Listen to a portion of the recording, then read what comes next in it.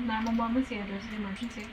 911 telecommunicators are often the unseen heroes of public safety. The public safety cycle starts with the 911 telecommunicator. So when somebody dials 911, the 911 telecommunicator is receiving information, getting help dispatched to the correct place, and then providing potentially life-saving advice until the paramedics, the police, or the firefighters arrive. So I gave you some examples of what pre-arrivals are. What are some examples of post-dispatch instructions? So we think this is a great class because this is an exposure to what it's like to work in 911. We start with call taking almost on day one, but we also talk about what it's like to test for this position. As the semester moves on, we get in depth. We have a simulator in the classroom. We actually have students taking mock 911 calls and pretend dispatching, if you will, of the police, fire, and medical. So the class is an excellent exposure to what you'd actually experience in the field of 911 as a telecommunicator. There's a lot of group activity. It's not the regular classroom. This is a course where you're here for 3 hours twice a week, but those hours just fly by because we are always busy and interacting with one another, doing group activity and learning about the job. It's a lot different than any other classroom. It is an exciting field, and we feel like this class is the perfect way to prepare for that. My name is Stephanie Venturelli. I'm a 911 telecommunicator. We answer 911 calls throughout the community and dispatch the police and fire department for where they need to go. Well, I knew I wanted to do something in the public safety field. I wanted to help people, but I didn't necessarily want to run into fires or be fighting criminals.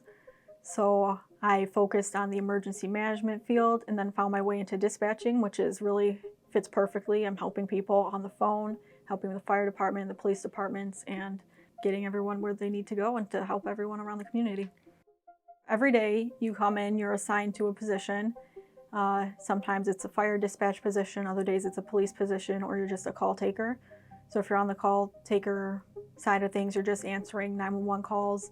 They're usually emergency and non-emergency calls, and that's your 8-hour shift or maybe 12 hours if you're working overtime. And if you're sitting at the police position, you're primarily getting police calls and dispatching the police officers and handling the radio traffic. And the fire side is pretty much the same. Fire is a mix of dispatching the fire department and also answering phone calls, so it's a bit more multitasking.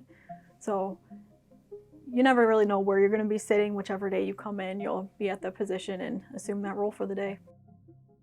I was on the emergency management path and I stumbled upon the dispatching class and they were hiring. So I'm like, oh, I'll go through the hiring process for the experience, and I ended up getting hired, getting the job. And I've been here ever since, and it worked with my life and everything, and it just worked out perfectly. I felt like I was a step ahead of some people who came in not knowing anything about dispatch, and most people don't know anything about dispatch because it's an under-the-radar type of job. So just having that kind of experience and working around other people at Harper who were also interested in similar types of fields and getting perspective from them also helps when you're talking on the radio with the firefighters or the police officers. There's a lot more to it than people think. You're answering the phones, talking on the radio, listening to the radio all at the same time sometimes, and you have to be able to prioritize what needs to be done and who needs to go where. So it's not the easiest job. You're not just going to sit back and relax all day. You do have to pay attention and be focused and be able to concentrate on what you're doing. But with that being said, it's still a great job to have. You work with great people who are always there to lift you up if you had a bad day or you've taken a sad call. And it's a great career to be in if you want to be in the public safety field and don't want to run into fires.